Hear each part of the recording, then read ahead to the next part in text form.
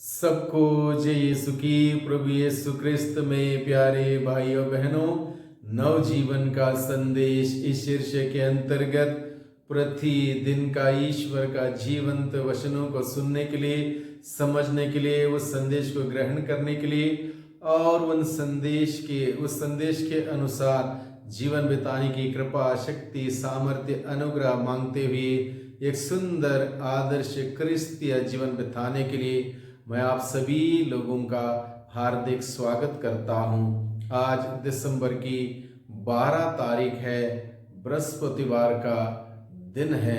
आज के दिन में मुख्य रूप से हम सभी लोग इस बात को समझने की चेष्टा करें जहां प्रभु यीशु कहता है स्वर्ग राज्य में जो सबसे छोटा है वह यूहन्ना बपतिस्ता से भी बड़ा है। इस बात को हम लोग समझने की चेष्टा करें। प्रभु यीशु ने ये बात ऐसी क्यों कही कि स्वर्ग राज्य में जो सबसे छोटा है वो यूहन्ना बपतिस्ता से भी बड़ा है। हम सभी जानते हैं यूहन्ना बपतिस्ता ने किस प्रकार का कार्य किया। यूहन्ना बपतिस्ता ने मरुभूमि में सरलता का जीवन बिताते हुए, सरलता का पहनावा अपनाते हुए, सरलता का भोजन शैली अपनाते हुए, त्याग तपस्या करते हुए, कठोर कठिनाइयों का सामना करते हुए, मुक्तिदाता को अपनाने के लिए, स्वीकार करने के लिए लोगों को सुसमाचार सुनाया, पश्चाताप का संदेश दिया। लोगों ने यूहन्ना के द्वारा पश्चाताप का संदेश सुना, ग्रहण किया, पश्चाताप किया। पश्चाताप करते हुए लोग यूहन्ना के पास आए, बपतिस्मा ग्रहण किए और अपने हृदय को उस मुक्तिदाता प्रभु मसीह को ग्रहण करने के लिए पूर्ण रूप से तैयार हुए। यानी कि बहुत ही बड़ा उम्दा काम यूहन्ना बपतिस्ता ने किया।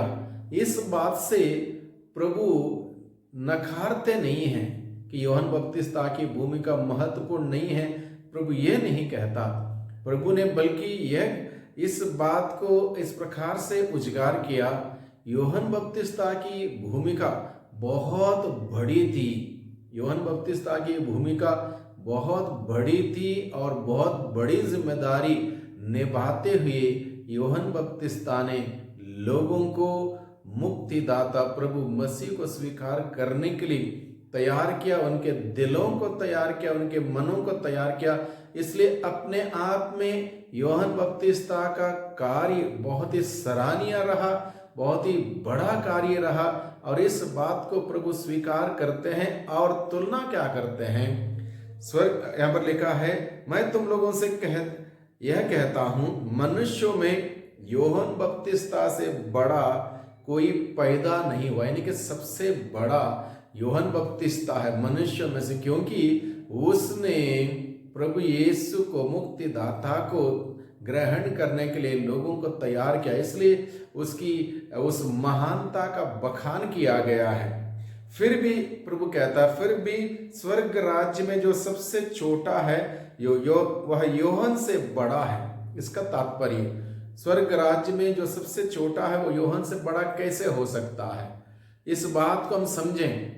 मान लो धरती पर इंसान बहुत बड़ा है, पैसों में, जमीन जायदाद में, अलग अलग प्रकार की अमीरी में बहुत बड़ा हो सकता है, लेकिन वो बड़ा व्यक्ति जो धरती पर बड़ा है, मनुष्यों के दृष्टि में बड़ा है, अपने कार्यकलापों में बड़ा है, जमीन जायदाद को लेकर अमीरी में बड़ा है, वह व्यक्ति अपने पैसे के बलबूते, अपने जमीन जायदाद के बलबूते, अपने बड़े कुर्सी के बलबूते, अपने बड़े पद के बलबूते साक्षात सच्चे ईश्वर का दर्शन नहीं कर सकता।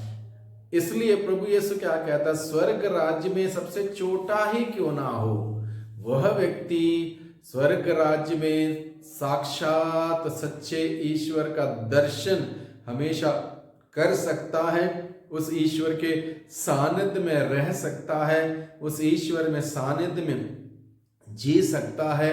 इसलिए स्वर्ग राज्य में पहुंचना, स्वर्ग राज्य प्राप्त करना, स्वर्ग राज्य का नसीब किसी को मिल जाना अपने आप में इतना बड़ा है जिसका हम लोग कल्पना नहीं कर सकते। यही बात प्रभु आज के सुसमाचार के द्वारा हमें बताता है।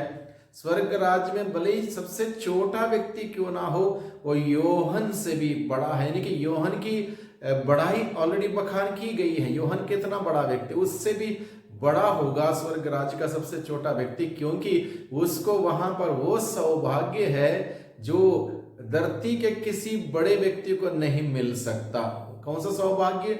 ईश्वर को साक्षात देखना, उसका दर्शन करना, उसके सानिध्य में रहना, स्वर्ग राज्य के सुख भोगना, वहां पर आनंदित रहना, ये सौभाग्य स्वर्ग राज्य के सबसे छोटे व्यक्ति को भी प्राप्त है। इसलिए वह व्यक्ति सबसे बड़ा सौभाग्यशाली है, सबसे बड़ा है। और इस बात को प्रभु हम सबों के सम्मुख इसलिए रखता है क्योंकि ये आगमन का समय है। ये आगमन का समय है। हम सभी को स्वर्ग की ओर अपनी दृष्टि लगाते हुए रहना है और उस स्वर्ग को प्राप्त करने के उद्देश्य से जीवन व्यतीत करना इस धरती पर, और उस जीवन को प्राप्त करने के लिए प्रतिदिन मेहनत करना है। आज के दिन में हम सबों के लिए यही संदेश है। यूहन्ना बपतिस्ता का संदेश लोगों को मिला, लोगों ने पश्चाताप किया, बपतिस्मा किया, एक सुंदर पवित्र जीवन जिया, मुक्तिदाता को ग्रहण किया। आगमन के समय में प्रभु हम सबों को बुलाता है कि हम सभी सच्चा पश्चाताप करें, उस मुक्तिदाता का जन्मोत्सव को मनाने की तैयारियों में हम सभी हैं। वो तैयारी, उचित तैयारी करें। बहुत सारी बाहरी तैयारी हम लोग कर रहे हैं, बहुत सारी सजावट, वो करना, ये करना, खरीदना, बेचना, बहुत कुछ हम कर रहे हैं। लेकिन प्रभु का तात्पर्य यह है, मुक्तिदाता को ग्रहण करने के लिए, मुक्तिदाता का जन्मोत्सव को सही तरीके से मनाने के लिए अपने दिल को जो तैयार करता, अपने मन को जो तैयार करता, अपने जीवन को पवित्रता में जो तैयार करता है, वो सबसे बड़ा सौभाग्यशाली होगा। उसके लिए क्रिसमस सचमुच बड़ा आनंद और उल्लास और उत्साह का उत्सव मनाने का पर्व होगा।